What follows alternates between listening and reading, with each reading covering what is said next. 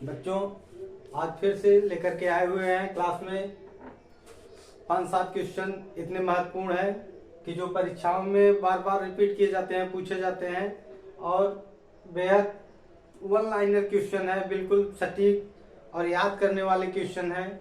ऐसे क्वेश्चन जो सभी एग्जाम में, सभी परीक्षाओं में, चाहे वह सीटेट की परीक्षा हो, यूपी टेट की परीक्षा हो, एमपी टेट हो, हरियाणा हो, बिहार हो, पंजाब हो, आप कहीं भी किसी बुक का सीरीज उठा करके देखेंगे तो आपको 4 ऑप्शन में ये सारे क्वेश्चन बारी बारी से किसी न किसी वर्ष जो है मिल जाते हैं। कहा जाता है कि बूंद बूंद से जो है घड़ा भरता है। क्या बूंद बूंद से घड़ा भरता है? तो हम वही बूंद बूंद करके आप लोगों के बीच में लेकर के आए हैं क्या घड़ा को भरने के लिए, कि थोड़े थोड़े क्वेश्चन को 5 क्वेश्चन, 7 क्वेश्चन, 10 क्वेश्चन लेकर के आते हैं, जिससे एक समय परीक्षा जब आपके पास आए, नजदीक आए, तो आपके पास बहुत सारी प्रश्नावली होनी चाहिए। ऐसी प्रश्नावली जो आपके परीक्षा में एक बार 2 बार देख लेंगे, रिपीट कर लेंगे, तो आपको मददगार साबित होगी। और यह है क्या कि हम बेहद महत्वपूर्ण क्वेश्चन है। साइकोलॉजी के बारे में आप लोगों ने बहुत बार सुना होगा। जब भी आप बाल मनोविज्ञान, शिक्षा मनोविज्ञान या मनोविज्ञान की बात करते हैं, सबसे पहले आपको साइकोलॉजी ही बताई जाती है। क्या साइकोलॉजी शब्द ही आता है? क्या कि साइकोलॉजी। अब आप तो इतना जानते हैं, बीएड में पढ़े होंगे, बीटीसी में पढ़े होंगे, फिर कोचिंग इत्यादि किए होंगे, या जब भी आप तैयारी करते हो पहले चैप्टर पर साइकोलॉजी की बात होती है, तो पहले चैप्टर जो साइकोलॉजी की बात होती है वहां हमें बस यही बताया जाता है साइकोलॉजी का अर्थ अंग्रेजी में, हिंदी में, और हिंदी के साथ साथ या लैटिन भाषा के किससे कहा जाता है ना, साइकोलॉजी। मनोविज्ञान अंग्रेजी भाषा के साइकोलॉजी सबसे निकला हुआ। क्या मनोविज्ञान अंग्रेजी भाषा के साइकोलॉजी सबसे निकला हुआ, जो लैटिन भाषा के 2 शब्दों साइके प्लस लोगस से मिलकर के बना हुआ। किससे? साइके प्लस लोगस से मिलकर के बना हुआ। ये बार बार आपको रटाया जाता हो, लेकिन यह महत्वपूर्ण है कि साइकोलॉजी शब्द, क्या साइकोलॉजी शब्द का सबसे पहले प्रयोग किसने किया था?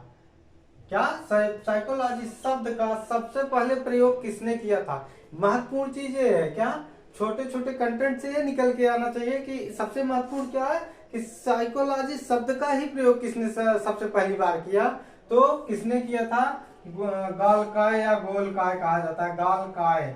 ठीक, ये मनोवैज्ञानिक है। इन्होंने, महोदय ने जो है साइकोलॉजी शब्द का पहला प्रयोग करता है। अगर कहीं कुछ आए तो साइकोलॉजी शब्द को ही इन्होंने सबसे पहली बार प्रयोग किया था। उसके बाद साइकोलॉजी के अर्थ के रूप में जो है 16वीं शताब्दी से यह प्रारंभ हुआ था। आगे चलते हैं दूसरे क्वेश्चन पर। अब तो आपको यह कंफर्म हो गया होगा कि साइकोलॉजी शब्द, क्या साइकोलॉजी शब्द का सर्वप्रथम प्रयोग करता है क्या? कौन है? गोलकाय महोदय। कौन है? गोलकाय या गालकाय महोदय है। ठीक, इस व्यक्तित्व का गालकाय, वैसे व्यक्तित्व के विकास में जो है इन्होंने अपना फंडामेंटल, मतलब अपने बातों को बताया हुआ है। तो गालकाय महोदय के क्या बताया? साइकोलॉजी शब्द का सबसे पहली बार इन्होंने ही प्रयोग किया था। दूसरा आपका क्या है? नैमित्तिक अनुबंधन सिद्धांत। दूसरा क्या है? नैमित्तिक अनुबंधन सिद्धांत या सक्रिय अनुबंधन सिद्धांत किसका है? स्किनर का है। किसका है? स्किनर का है। ठीक है, स्किनर महोदय ने सीखने के सिद्धांत दिए थे। क्या स्किनर महोदय ने सीखने के सिद्धांत दिए थे? ठीक है, इनका सिद्धांत चूहा और कबूतर पर था। किसके? चूहा और कबूतर पर था। सीखने का एक इन्होंने बॉक्स बनाया था। क्या बॉक्स बनाया था? जिसमें जो है उस बॉक्स में क्या था? रास्ते कई तरीके से बनाए गए थे, कई तरह से रास्ते बनाए गए थे। एक सही रास्ता होता था, एक गलत रास्ता होता था। सही रास्ते से जाने पर जो है भोजन के कुछ दाने उसमें छोड़ दिए जाते थे। अगर आप सही रास्ते से जाते हैं तो आप बॉक्स में सही रास्ते पर जा करके वहां भोजन प्राप्त कर लेते हैं, और गलत रास्ता आप पकड़ते हैं तो भोजन की प्राप्ति नहीं होती थी। इस प्रकार से इनकी थियरी दी गई थी। क्लासेस में हम जब थियरी पढ़ाएंगे तो आपको बेहद सरल भाषा में और सटीक 2 लाइन में इनकी थियरी समझाएंगे। आगे चलते हैं। क्या है अगला क्वेश्चन हमारा? अगला क्वेश्चन है क्षेत्र सिद्धांत या क्षेत्रीय सिद्धांत के प्रतिपादक हैं। क्या क्षेत्र सिद्धांत या क्षेत्रीय सिद्धांत के प्रतिपादक? बुद्धि, जहां आप कोर्ट लेविन का क्या क्षेत्र सिद्धांत की बात की जाए, जहां आपको बुद्धि पढ़ाई जाती है, बुद्धि में जो है बेहद महत्वपूर्ण सिद्धांत दिए गए हैं। एक तत्व का सिद्धांत, द्वितत्व तत्व का सिद्धांत, बहुतत्व का सिद्धांत, बहुविध का सिद्धांत। ठीक है, उसी में जो है क्या क्षेत्र सिद्धांत भी एक आता है। और क्षेत्र सिद्धांत किसका है? कुर्ट लेविन का है। किसका है? कुर्ट लेविन का है। याद करते रहिए, ये भी पूछता है डायरेक्ट। क्षेत्र सिद्धांत किसका है? कुर्ट लेविन का है। किसका है? कुर्ट लेविन का है। अगला है बालक को जो कुछ भी बनना होता है। क्या? बालक को जो कुछ भी बनना होता है वो अपनी 4-5 वर्ष की अवस्था में बन जाता है। क्या? बालक को जो कुछ भी बनना होता है जब बालक जन्म लेता है, कहने का तात्पर्य है कि बालक को, एक शिशु जब जन्म लेता है उसको जो कुछ भी बनना होता है वो अपनी 5 वर्ष की अवस्था में, कितने वर्ष की अवस्था में? 5 वर्ष की अवस्था में बन जाता है। किसने कहा है? किसका मत है? यह थियरी जो है फ्रायड का है। किसका है? फ्रायड का है। फ्रायड पहले से इनका नाम जैसे फ्रायड है वैसे फ्राड फ्राड बातें भी बताते हैं। क्या? जो कुछ भी बनना, कहने का मतलब कि बालक की आधारशिला जो नींव पड़ती है वो 5 वर्ष की अवस्था में पड़ जाती है। अब आपको एसपी बनना है, डीएम बनना है, कलेक्टर बनना है, वकील बनना है कि अध्यापक बनना है, क्या बनना है, किस क्षेत्र में आपको जाना है, उस क्षेत्र का चुनाव आपका 5 वर्ष की अवस्था में हो जाती है। बाकी रही सही बात आपको जो है बस दिशा दिखलाई जाती है। यह बहुत ही महत्वपूर्ण बातें हैं, बड़ी महत्वपूर्ण प्रश्न है कि बालक को जो कुछ भी बना। यूपी टेट में कई बार पूछा है, यूपी टेट में, बिहार टेट में कई बार पूछा है कि बालक को जो कुछ भी बनना होता है वो अपने 5 वर्ष की अवस्था में बन जाता है। किसने कहा? फ्रायड ने कहा है। अगला है फ्रायड और वाटसन जरूर देगा। फ्रायड और वाटसन जरूर देगा क्योंकि वाटसन ने कहा है कि मुझे कुछ बालक दे दो, मुझे कुछ बालक दे दो, मैं उसे जो चाहूंगा सो बना दूंगा। मतलब एक ऐसा वातावरण वाटसन तैयार करेगा बालकों के बीच में रह करके कि उसे जो चाहेगा वह बना देगा। चाहेगा अधिवक्ता, चाहेगा अध्यापक, चाहेगा आईएएस, चाहेगा चोर, चाहेगा पुलिस, वह उस प्रकार, मतलब एक जन्म लेते हुए बालक को क्या करता है कि वह, एक जन्म लेते हुए बालक को वाटसन क्या करता है? वाटसन जो है महत्वपूर्ण 0 लेवल से उठाता है, 0 लेवल से उठाता है और उसे वैसा वातावरण तैयार करके देता है कि वह उस दिशा में बालक मूव कर जाता है। चाहे जो कुछ, वही फ्रायड और वाटसन में कंफ्यूजन के लिए क्वेश्चन में दिए गए होते हैं और इसका उत्तर क्या होगा? फ्रायड होगा। क्या होगा? फ्रायड होगा। ठीक। अगला क्वेश्चन है बाल्यावस्था में बालक का व्यक्तित्व हो जाता है। क्या? बाल्यावस्था में बालक का व्यक्तित्व हो जाता है। कैसा हो जाता है? अंतर्मुखी हो जाता है, बहिर्मुखी हो जाता है कि उभयमुखी हो जाता है? देखो, शैशवावस्था में बालक अंतर्मुखी होता है, इतना जान लीजिए। शैशवावस्था में बालक क्या होता है? अंतर्मुखी होता है। वो अपनी बातों को जो है क्या प्रकट नहीं कर सकता, अपनी बातों को अपनी संवेदनाओं से बताता है। क्या?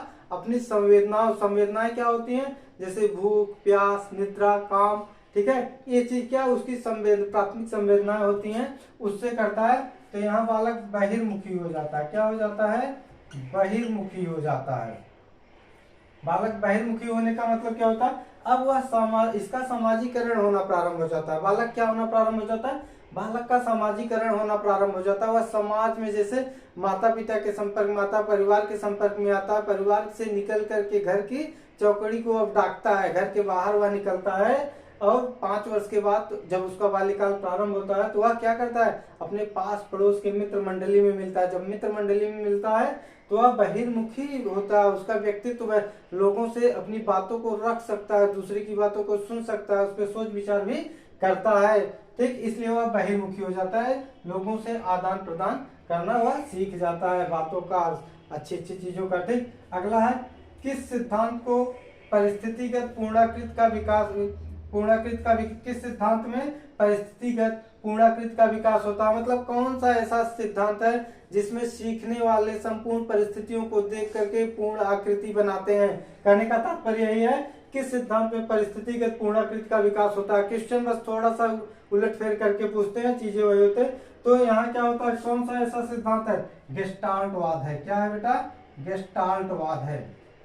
ठीक है, गेस्टाल्टवादी सिद्धांत है। ठीक, इसके कौन से मनोवैज्ञानिक हैं?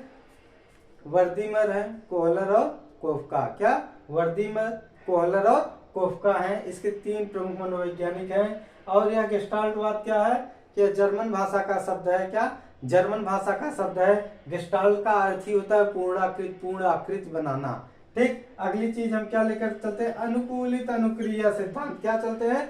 अनुकूलित अनुक्रिया सिद्धांत के जनक कौन है? क्या? अनुकूलित अनुक्रिया सिद्धांत मतलब जिसमें हम सीखने वाले के व्यवहार को पकड़ पाते हैं, अनुकूलन कर लेते हैं। सीखने वाला अपने आप को उसमें एडजस्ट कर लेता है, परिस्थितियों के साथ वो अपने को ढाल लेता है।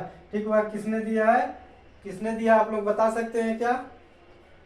बिल्कुल बता सकते हैं, लेकिन अनुकूलित अनुक्रिया सिद्धांत हम चलिए बता के आगे चलते हैं। कौन दिया है? पावलोव। क्या? पावलोव महोदय दिए। क्या? पावलोव महोदय दिए। सीखने के टॉपिक से है, किस कौन से टॉपिक? अधिगम के टॉपिक से है। किससे है? अधिगम के टॉपिक से है। एक बार फिर से देखें, दोहरा करके आगे चलते। क्या? साइकोलॉजी शब्द का सर्वप्रथम प्रयोग करता गालकाय महोदय है। दूसरा क्वेश्चन, नैमित्तिक अनुबंधन सिद्धांत का प्रतिपादन स्किनर ने किया था। ठीक। तीसरा, क्षेत्र सिद्धांत के प्रतिपादक कोटलेविन है। बालक को जो कुछ बनना होता है 5 वर्ष की अवस्था में बन जाता है, फ्रायड ने कहा है। अगला, बाल्यावस्था में बालक का व्यक्तित्व हो जाता है, बहिर्मुखी प्रवृत्ति का हो जाता है। अब यहाँ तीनों बता दिए, अंतर्मुखी, बहिर्मुखी, उभयमुखी। अंतर्मुखी बालक जो होते हैं वे कम बोलते हैं। क्या? वे कम बोलते हैं, दिमाग से सोचते जाता है, दूर तक पहुंचते जाता है। और बहिर्मुखी क्या होते हैं? फक्कड़ी स्वभाव के होते हैं, बोलते अत्यधिक होते हैं। क्या? वे अधिक बोलते हैं। इसमें जो है अधिवक्ता, इस कैटेगरी में कौन आता है? अधिवक्ता आते हैं, अध्यापक आते हैं। ठीक। और अंतर्मुखी में कौन होता है? इंजीनियर जैसे हो गए। क्यों? इंजीनियर हो गए, दार्शनिक हो गए, ये सब अंतर्मुखी, सोचते जाता है ज्यादा है, बोलते कम है। ठीक। बहिर्मुखी में कौन आ जाएगा? अध्यापक, अध्यापक हो गए, वकील हो गए, ठीक है, राजनेता हो गए। क्या? नेता हो गए।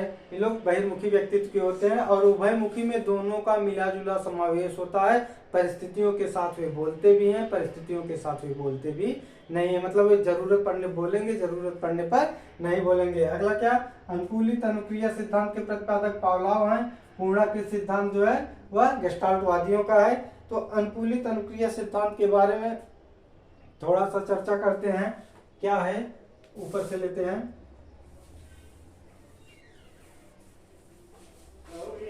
पावलोव का अनुकूलित अनुक्रिया सिद्धांत। पावलोव के बारे में कहा गया है कि इनका जन्म जो हुआ है वह रूस में हुआ है। पावलोव का जन्म, पावलोव का जो जन्म हुआ है वह कहाँ हुआ है? रूस में हुआ है। कहाँ हुआ है? पावलोव का जन्म रूस में हुआ है। जन्म स्थान जो है सोवियत संघ रूस माना गया है। इसके बाद पावलोव के बारे में, पावलोव की शिक्षा की अगर बात कर लिया जाए, किसकी बात कर लिया जाए? पावलोव की शिक्षा की बात कर ली जाए तो पावलोव की शिक्षा जो है सेंट पीटर्सबर्ग में हुई है। कहाँ हुई है? सेंट पीटर्सबर्ग विश्वविद्यालय।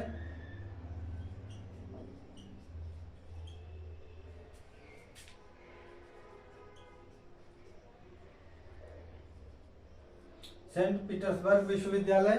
पावलोव का कार्य क्षेत्र जो रहा है, क्या? पावलोव का कार्य, पावलोव के कार्य क्षेत्र के बारे में देखिए। पावलोव के कार्य क्षेत्र के बारे में ये साइकोलॉजिस्ट थे। क्या थे? एक साइकोलॉजिस्ट माने जाते हैं।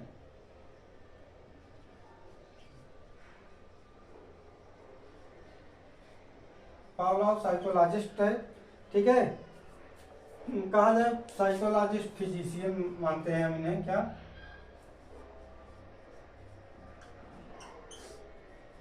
साइकोलॉजिस्ट फिजिशियन है, जिसने किस पर?